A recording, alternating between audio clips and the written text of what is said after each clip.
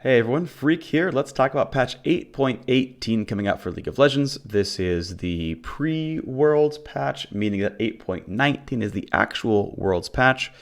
We are in the time of year where the patches are fairly small, fairly low scope, and they're mostly aimed at putting champions into or out of pro play with small touches. These are not always going to be good for solo queue. I will point them out when I feel like I see them. I'm ambivalent on the patch. I feel like the metagame overall is pretty solid. I feel like there's a lot of different viable options and different play styles. In fact, in doing my preparation for this patch rundown, I went and looked at pick ban stats of the various high-level competitive regions in their playoffs, and there are a lot of very significant differences, so I thought that was interesting. So let's get into what's been happening. First, to talk about where my data is coming from. I'm running the numbers myself, of course. As far as solo queue win rates, that's coming from lolalytics.com. And for professional presence or pick ban rates, I'm using gamesoflegends.com. Lolalytics is at least sort of an aggregated data website, so though they might be missing some games, they're still crunching numbers, I would say, fairly. Games of Legends is, my understanding, volunteer run and all manually fed, which does leave room for errors, or there's a chance that, for example, they haven't put in the games from a couple days ago. I trust it to be relatively accurate. One other thing I want to point out when talking about competitive pick ban is I used NA, EU, LPL, and LMS as the only regions because the LCK playoffs are back on 8.15, and that feels too dated to me to be useful. LMS was playing on 8.17, but they've only played 7 games, and those have only involved 3 teams. So we're measuring 3 mediocre LMS teams. I say mediocre because Flash Wolves are far better than everyone else in that region and have yet to play in the playoffs. Meanwhile, we're comparing a couple dozen games from NA, EU, and LPL each, which is more reliable and are all on 8.16. Okay, disclaimers out of the way. Let's get started with what's going on in this patch. Nexus Blitz Alpha is over for now. They say they're going to be crunching numbers and looking at feedback and trying to make it better. The promise was essentially that, my understanding, if it is a well enough received mode, they'll give it real art assets. I don't know how long that would take. Got no idea. There's also a chance that it somehow has an URF effect where people actually just quit the game after playing it, which is why they haven't brought back URF in a while. I don't know those answers. They're going to figure that out. Hopefully we see it back. I enjoyed it quite a lot. I had probably 40 to 50 or so games on Nexus Blitz, and that's including traveling for NA finals and whatnot. Either way, that looks cool. They're also including a new game mode called Odyssey, which I played 2 games of in beta testing. I think it'll be fun. I'll be playing it. Look forward to that. I'll probably be streaming it when I have some downtime. Either way, let's get into the patch itself because it's been 3.5 minutes and we haven't talked about any of the changes. First up is Aatrox. Aatrox has had a love-hate relationship with balance and players. Either way, Aatrox currently appears to be a little bit weak. He is a sub 49% win rate champion in solo queue. In NA and EU, he is essentially entirely unpicked across playoffs. No one was willing to play the champion at all, or almost no one, but was still 80% pick ban in both LPL and LMS. So different regions have different priorities. I find that interesting. 80% pick ban is quite high, which means Aatrox is considered very, very viable over in most Asian scenes. LCK doesn't count because they're on 8.15, and that was before some of the changes, so we're going to skip that. As we're going to skip LCK for the rest of this patch, but I wanted to point that one out specifically. Either way, this is going to be a mid to late game buff to Aatrox. Rank 1 of his E healing is unchanged, so it's only at level 8 and higher that it gets any better, but eventually gets to 20% more healing off the E. Now it says healing versus champions. I assume it's still keeping the same ratio of 1/3 as good versus minions. That could be wrong, but that's what I expect it to be. As far as the R bonus AD going up, here is that data table, and I chose to, for the percentage on the far right, simply say, okay, well, what is 125 versus 122.5, and it's 2% more. So your total attack damage is not a lot higher. I think the ult buff is not very big at all, but I do think the E buff can mean a fair bit. It starts kicking on during the laning phase, but again, his first 7 levels cannot possibly be different at all. And so we'll see what happens to his pick ban rate, because obviously NA and EU are done playing aside from the regional qualifier. That'll be fun to watch if they take stock of watching LPL and say, well, they're still playing Aatrox and pick it back up. We'll see. Either way, the Asian regions are playing him, so we'll probably see Aatrox at Worlds. Next up, nerfs to Akali, specifically her ultimate, and simply the base damage on it as well. So this is going to make her rely more on snowballing and having gold, because that's what base damages do. It is a simple 17% cut at all points. It does 5/6 as much damage. That's how math works. That's going to be relevant, considering that the R damage gets multiplied by low health targets and whatnot. This can be very, very big. So, yeah, Akali's going to lose some. She was still sub 50% win rate last I looked at her. That said, it was the last 2 weeks in aggregate. She's, of course, been getting better over time. Is probably slightly strong as far as solo queue is concerned, so I think deserving of nerfs. As far as pro play, was about 90% pick ban across all 4 of those regions, so certainly seems viable in pro, seems very strong in pro, or at the very least, people are afraid of the champion, and that maybe is enough by itself. Either way, seems like a decent nerf. Next up, nerfs to Braum, specifically his base health going down by 36.6. I both like and dislike this. I like it because hashtag clean numbers. That's a nice thing. I enjoy that he doesn't have a decimal health value. I think that's a good thing. The part I don't like, though, is that here's what Braum's health looks like now. And he caps at 2019, which, of course, could have been 2018. And wouldn't that have been clever? But that's not the point that I actually care about. The thing that I care about is champions' health bars actually looking like how tanky they are. For example, I really enjoy the design of Gargoyle Stoneplate, because when someone pops it, you go, holy crap, that is a 10,000 health Cho'Gath. He's not going to die. And to me, that's really exciting, because it's very obvious and very visceral that this champion is now invulnerable. Please stop hitting it. I think it is a much better mechanic, for example, than Alistar Ultimate, which rank 1 Alistar Ultimate is roughly 50% damage reduction, but is much less obvious how durable the champion is than Stoneplate, which does roughly the same mechanic. Stoneplate's bonus health is penned by percent HP damage, and Alistar's bonus resists or whatever are penned by true damage. Both these are anti-tank mechanics. They're distributed roughly equally, to a certain degree anyway, on champion kits. But I feel like a health bar makes a lot more sense in terms of telling you how tanky the champion is. Well, Braum has absurdly high armor, and now suddenly not high health. And so a Braum's health bar is going to look smaller than Jinx's health bar, but Braum is going to take longer to die than Jinx because he's got armor, and that is not obviously represented anywhere in the game. Yeah, you probably expect the guy with the big shield to have more armor, but it is not obvious, and I really enjoy when mechanics are intuitive, and the numbers are obvious, and your correct target is obvious. Again, yes, you want to kill the minigun champion, not the shield champion, I get that, but I would like if health bars are representative.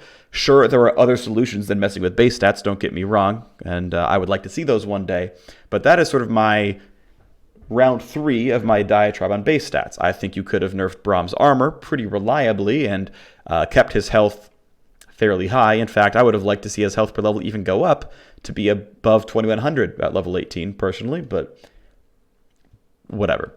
Either way, as far as Braum's actual power level, he is an above 50% win rate champion in solo queue, and he is an 90% pick ban champion in NA and EU, but about a 45% pick ban across the LPL and LMS. So a bit more of a Western champion. This nerf is not that huge, still reasonable. He'll be fine, totally viable. Will be more lane bullyable, obviously. Great. Next up, a nerf to Kai'Sa. Kai'Sa is an above 50% win rate champion in solo queue as well. Is 80% pick ban everywhere but Europe, where she is only 50% pick ban. Again, anytime you've got a league that's only referencing 3 or 6 teams, in the case of LMS and then EU respectively, sometimes just like, well, this team doesn't play Kai'Sa, so it wasn't banned in the entire series and was only picked in one of the games, which will heavily depress the pick rate of a champion, even if it's thought of to be very strong, because individual champion pools matter. So pro pick and ban rate is never going to be an exceptional indicator of actual strength, just in general. But this is the best we get, of course. So, hey, Kai'Sa deserving of some nerfs. Either way, her passive percent missing health proc damage is going down at higher ranks. Here is that number right here. Every 3 levels, it went up 1%, 15, 16, 17, 18, 19, 20. Keep in mind, I believe the percent missing health damage has an AP ratio on it. And the passive itself, of course, has a lot more mechanics to it in terms of just the damage on hit and everything else. So certainly still a meaningful damage nerf. Arguably means more for AD Kai'Sa than AP, because AP Kai'Sa can generally make up the losses and feels this nerf less hard. I think that is generally true. Either way, both versions of Kai'Sa tend to buy Rage Blade, so they're going to cycle through this passive a lot, and it is a non-trivial amount of damage lost. She'll still be, I think, quite strong and still totally viable, but losing some of her late game power, but not her lane-ing power. Next up, buffs to Lucian, and I personally don't think Lucian needs to be buffed. He is a very high, I would say very high, win rate bot laner in solo queue. He is above 51% in solo queue. They are giving him some later game, mid-game sort of extra damage on his Q. This, generally speaking, buffs his first recall, which will be BF Sword. It'll buff his first item spike, which will be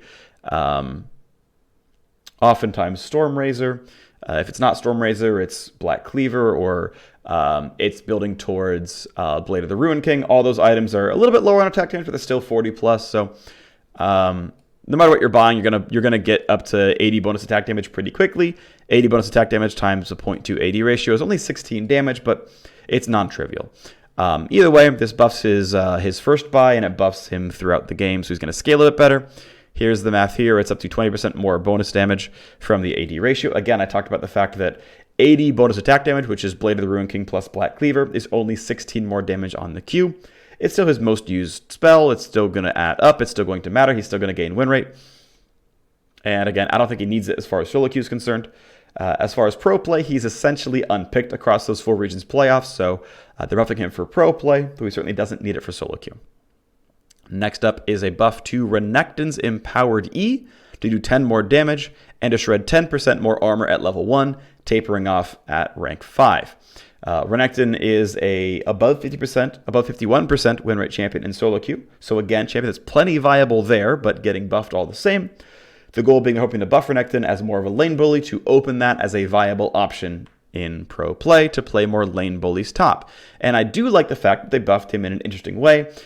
Most Renektons, at least in pro play from what I've seen, max E last, so it's a rank 1 ability for much of time, which means that a 10 damage buff on a 60 damage ability is actually a fairly meaningful damage bump. Also, the shred going from 15% to 25% is somewhat meaningful as well.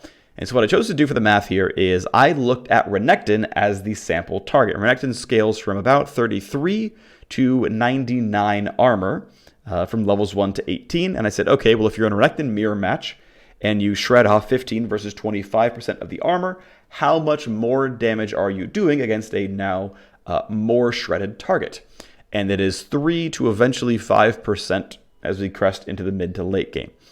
Now, champions that are Ornn in the top lane and buy a Glacial Shroud first item and are rocking an extra 30 armor or so, and then buy Ninja Tabby, and then buy their Iceborne Gauntlet and keep moving, this difference in damage is going to actually increase.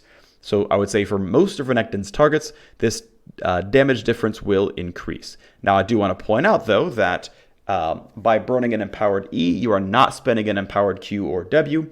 Even if you have 100 Fury, you can still only choose 2 of your 3 spells, which means you're still missing out on one of your other abilities being empowered. So you're getting 10 damage and a 3 to 5% damage amp on your other abilities, which are now not empowered. So it is hard to call this a damage buff in all cases. because I think there's going to be a lot of situations where you'd rather still empower your Q and W and use your Fury on that. That said, getting to shred armor is still really useful. I can totally see Renekton in a team fight just going for the double E dash, shredding some armor off of a Malphite or a Rammus or a Sejuani or whatever, and still being useful that way and choosing to spend utility in making a frontline target easier to kill. And again, it's a 5% damage bump on a 70 armor target. Imagine a 270 armor target. That's going to be a bigger deal. So does have some value. It's going to be very hard to appreciate, though. Either way, Renekton's already very strong and will remain very strong in solo queue. Next up is Rise. Oh, Rise. Oh, Rise.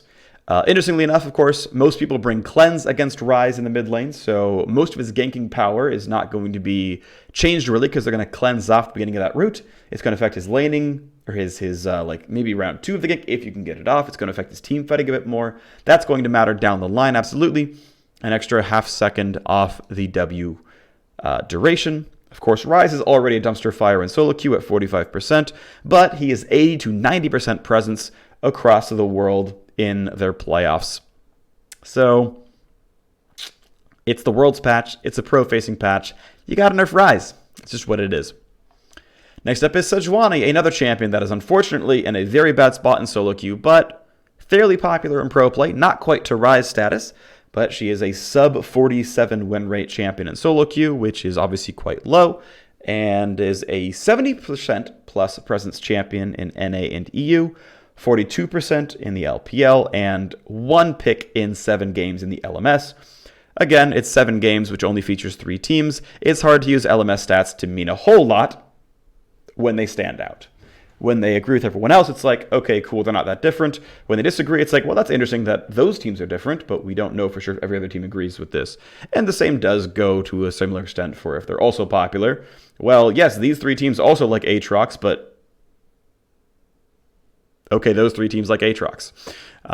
Either way, let's move on. 10 damage off the E is somewhat relevant. Keep in mind that you pretty much cannot have a permafrost stun without shattering it for bonus damage afterwards anyway. 10 damage off is going to be felt the most, I would say, in early jungle pathing. There's a decent chance that that amount of damage never really matters because oftentimes when you shatter E, you will overkill it with a percent health damage anyway.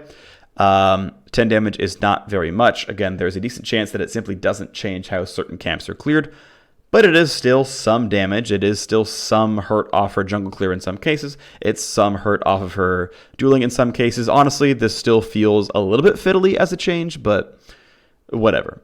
The other thing is Glacial Prison, having a much worse slow if you miss the R.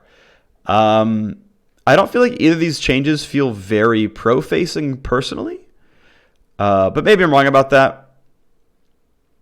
Maybe she will drop down a little bit in pro presence. Either way, I guess they're just trying to make room for more tank junglers, ones that aren't just Sejuani, which I think is fair. I know like Zac, for example, is actually quite popular in other places. LPL's playing him a fair bit. He's cropping up a little bit in Korea and whatnot as well. So hey, maybe we'll see some more fun tank junglers. Next up is Trundle. Trundle's in a very unfortunate spot where he is a roughly balanced jungler in solo queue at 50%, but a 48% win rate top laner, so he's starting to fall off there, and they have further nerfs coming in. Now, what's interesting is I looked at his usage stats in solo queue, and by far, people are maxing W second, which is his haste and attack speed buff in solo queue, but in pro play, they're all going for Pillar. And so by making Pillars 1 point or far worse by having the slow at rank 1, I think they are doing more to nerf solo queue Trundle than they are nerfing pro play Trundle. I think this cooldown change is better at nerfing pro play Trundle, personally. And I'll show you that right here, which is technically the percent hurt in the cooldown goes up with rank because 2 seconds means more when your cooldown is longer. For example, imagine adding 2 seconds to lay waste cooldown. That champion is garbage. You add 2 seconds to Trundle Pillar, it means less. But the lower it goes, the more it matters. Okay, either way, that would still be a very fiddly change, so they are nerfing the slow on the Pillar as well, having it at rank 1. Again, if you're maxing it second, you're making up for that before too long. And what's also funny is once you have finished maxing out the Pillar, which in pro play you're doing at level 13, the ability is now stronger. Now, it's only stronger as far as the slow is concerned. It is not stronger as far as the cooldown is concerned, but this is a somewhat okay trade. If you're playing solo queue Trundle and maxing W second, especially if you're playing top lane Trundle and you really want to max W second for the dueling power, you just got told to go get bent.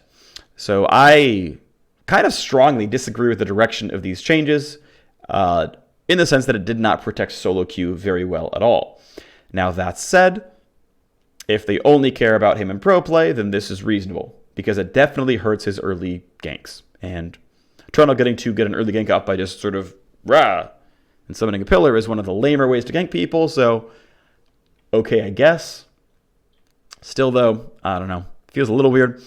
As far as Trundle, though, in pro play, he has been a 60 to 70% presence champion across NA, EU, and the LMS. But interestingly, across the 24 games of LPL playoffs that were tracked, 1 pick, 0 bans. So China's not playing Trundle. He is their least presence jungle that is still picked at all. There's like 8 champions above him, including Sinjao and Graves. Whatever. LPL special. Still a big deal in Korea, as far as I can tell. And in Korea, he was pretty popular. Either way, let's move forward. Buffs to Vayne. And now I very much like Vayne, and I think Vayne is in a slightly weak spot, so I think buffing her is totally fine. 49% win rate in solo queue means probably deserving of buffs. As far as pro presence, almost 0. A little bit of play in Europe in the LPL. We saw a little bit in the LCK playoffs as well. Overall, though, Vayne not really common by any means, just kind of exists once in a while. So I think, yep, deserving of buffs. I think Vayne is a flash champion, a cool champion. If you're willing to play around bot lane, I think she's really exciting. I think Vayne is a champion that is cool to see in pro play. I don't think these buffs are big enough to make her overbearing, but they are big enough to make people take notice. This definitely freshens her laning phase up quite a bit. I am definitely of the opinion that I don't believe champions should be held down or held as viable because of an oppressively bad or good laning phase. I think you can sort of flatten that power curve a little bit and have champions sort of like those power curves are still going to exist. There's going to be early and late game fluctuations. Don't get me wrong. Twitch is going to be a late game king at all times. But I don't believe you should be sacrificing the laning phase so badly that if run an unpunishable meta game, such as Ardent Sensor meta, you just rush for the late gamest champion you possibly can. But the champions are totally unviable if you can ever play Zyra. And that just means you're just like overly meta reliant. Whereas if Twitch and Vayne can like lane a little bit always, then even in like very poke heavy metagames or all in heavy metagames in the lane, you can still probably get away with the champion. I think that's better personally. Being a little more meta agnostic is good in my opinion. Maybe not everyone's. Either way, I think this will have a nice effect. Vayne will get pretty close to 50% win rate in solo queue, maybe above actually. And it's up to the teams if they want to decide they want to play Vayne or not. She's clearly competitively viable. Teams have played her, but plenty of regions didn't look at her at all. So it's up to the teams to decide they want to. But Vayne is going to be in a spot where she is playable. And it's up to the teams. She's unplayed at Worlds. It's not because of the balance team. Next up, I think a very good buff to Victor. I like this a lot, actually. Talking about champions being good or bad because of oppressive or unusable laning phases. Victor, who essentially dropped out of the meta when his passive Hex Core was nerfed from 1,000 gold to 1,250. Now, this nerf came about because he was one-shotting minion waves at like level 7 with an involved E, and it was very easy to get a 1,000 gold recall off. Getting 1250, much harder, of course. Getting 1150, a little bit easier. I think, by the way, that Futures Market is an incredibly underrated rune, and especially when you're a champion like Victor who needs that first recall to not be crap and has some very obvious power spikes, like picking up the Hex Core. I think Futures Market is a very good place to go because it allows you a huge chunk of risk aversion. Futures Market is the risk-averse rune. It allows you to say, hey,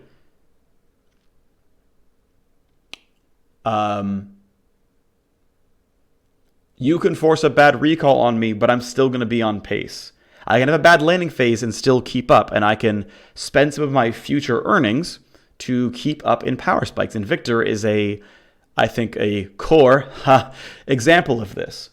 So I would like to see futures markets show up more in pro play, because a lot of what happens in pro is you don't get to dictate when your recalls come in. In laning phase, you often can, especially with teleport being a somewhat frequent summoner spell still in the middle and bottom lanes. But more frequently, you've got to be in situations where the game says, hey, you need to recall, Baron's spawning in 30 seconds, and we need wards.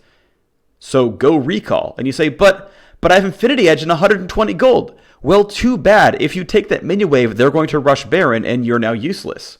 With Futures Market, you have Infinity Edge. And I think those kinds of things are actually incredibly underrated because they are not obviously good. The game does not tell you every time when it's going to be good. Getting Water Walking and Celerity feels great when you fight for Scuttle Crabs, and you know you will fight for Scuttle Crabs, and so you feel awesome getting Celerity Water Walking on like every jungler. You are frequently not in the river, but the game tells you you are in the river, and you know you're going to be in the river, and so you feel good. We're going to stand off for Baron at some point, and Water Walking is going to be active. That's going to be useful. At 10 minutes, I'm going to get ability power. Gathering Storm is exciting. And so the fact that people can envision themselves getting those powers is a lot of what makes people feel good about runes. There's plenty that have snuck out of the surface that have only recently started showing up, and okay. So let's move on to the rest of the patch. Smite gets auto-selected for you. If you are made to be the jungler on your team, you can still swap it out if you're going to roll swap or if you really want to troll your teammates. But I like this change. I think it's cool. Minimap icons now scale to 4K. That's pretty cool.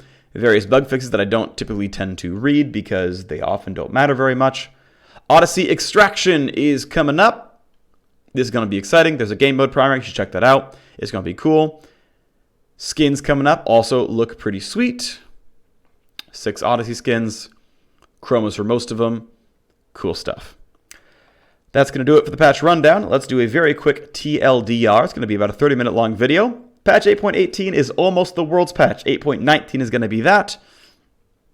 There are buffs to Aatrox, which are going to buff his mid to late game. Okay. Nerfs to Akali's overall damage output seems to be needed. That's going to be nice to have. Braum, more bullyable in the early game. I would have liked to see armor nerfs, but whatever. Certainly a very popular pick in Western regions and will go down to priority. Kai'Sa losing some mid to late game power is going to be slightly nerfing her as one of the hyper carry choices, though probably will not be... Probably not enough of a change to make people change their considerations of her, but might just barely. Buffs to Lucian's mid to late game is going to make him insanely powerful in solo queue, and if you want free low, you should play him. Buffs to Renekton going to do kind of the same thing, actually. I feel like Renekton is already pretty strong. Probably won't see him in pro play, though. Lucian, I think we will. Ryze is still garbage in solo queue, and will go down some in pro priority. Sejuani, the same. Trundle is going to become garbage in solo queue, and will go down a bit in pro priority. Vayne is going to become quite nice. I'm going to look forward to playing her some. And will show up in pro if pros want to play her. Victor is a nice buff as well, deserving of a nice buff for solo queue. Will become fairly viable, and I think is probably going to be viable in pro. People want that as well. Thanks for watching. I'll see you next time.